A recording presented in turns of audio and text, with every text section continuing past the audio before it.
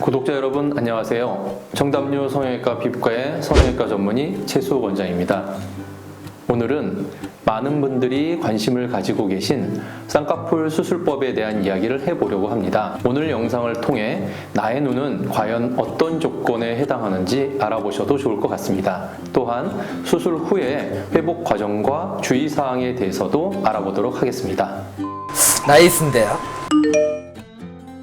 매몰법은 라인을 따라 절개를 하지 않고 6개 내지 9개의 미세한 구멍을 만들어서 바늘과 실만으로 쌍꺼풀을 만들어주는 수술법입니다. 멍과 붓기가 적고 회복이 빠르며 자연스럽다는 장점이 있습니다. 하지만 눈꺼풀이 두껍거나 눈을 뜨는 근육의 힘이 많이 약한 경우 매몰법으로 수술을 하셨을 경우에는 쌍꺼풀이 풀릴 가능성이 높은 편입니다. 절개법은 쌍꺼풀 라인을 따라 피부를 절개하여 처진 피부와 근육, 지방들을 제거하며 쌍꺼풀을 만들어주는 수술법입니다. 피부가 두껍고 처진 경우에 적합하며 수술 후 약 7일경에 실밥을 제거합니다. 절개법을 시행할 때에는 조직을 노출시켜 수술을 진행하기 때문에 보다 정교한 조작이 가능하고 매몰법에 비해 풀릴 가능성이 낮다는 장점이 있습니다.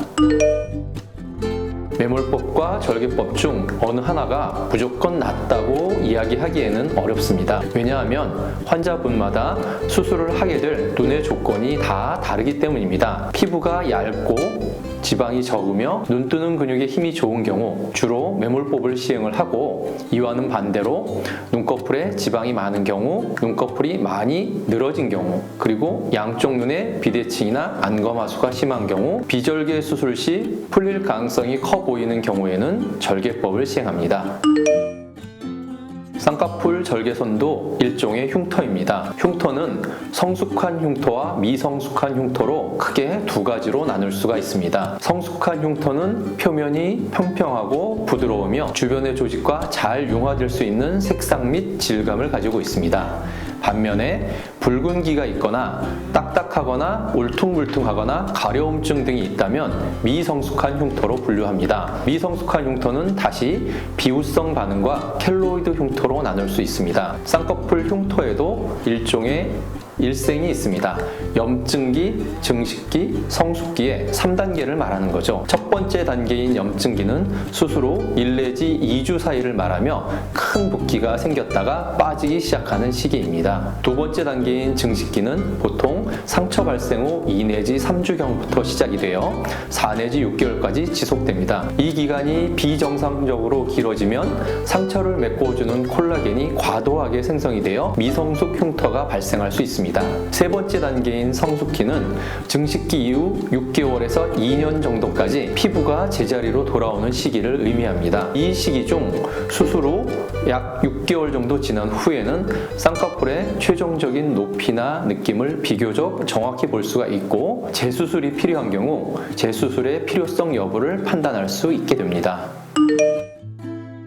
가장 기본적인 주의사항으로는 금연과 금주가 있습니다. 담배는 혈관을 수축시켜 회복을 더디게 하고 염증의 가능성을 높입니다. 술 역시 염증과 밀접한 관련이 있습니다. 따라서 금연과 금주 1개월은 반드시 지켜주셔야 합니다. 정상 세안은 실밥 제거 후 다음 날부터 하시는 게 좋고, 그 전에는 젖은 수건이나 클렌징 티슈를 이용하여 세안하시기를 권해드립니다. 메이크업 역시 실밥 제거 후 다음 날부터 가능합니다만 피부 화장부터 가볍게 시작하시는 것이 좋으며, 컨택트 렌즈는 감염의 위험이 있으므로 수술 후 약 1개월 정도는 착용하지 않는 것이 좋습니다. 주무실 때에는 수술 부위를 심장보다 높이 위치할 수 있도록 베개를 높이 하여 주시고, 자극적인 음식은 피하며 처방약을 철저히 복용하셔야 합니다. 붓기와 멍을 빨리 빼기 위해서는 수술 직후 3 내지 4일 정도는 냉찜질을 수시로 해주시는 것이 효과적입니다. 무엇보다 예쁜 쌍꺼풀 라인을 원하시면서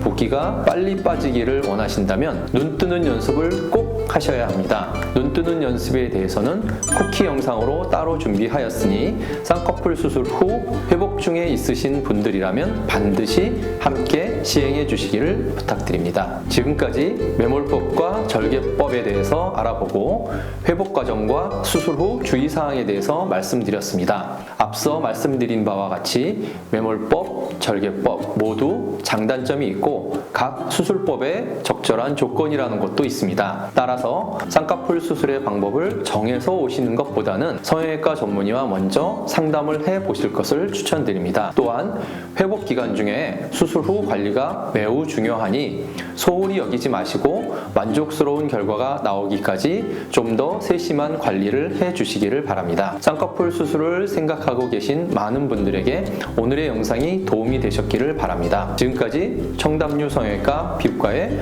성형외과 전문의 최수욱 원장이었습니다. 감사합니다.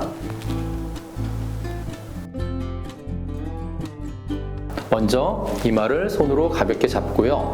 턱을 목 쪽으로 끌어당깁니다. 그리고 눈을 최대한 위쪽을 향하여 치켜뜹니다.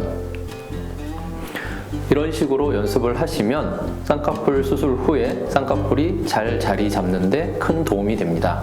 이 연습은 아침, 점심, 저녁, 자기 전 이렇게 해서 하루 4번 정도 해주시면 좋습니다.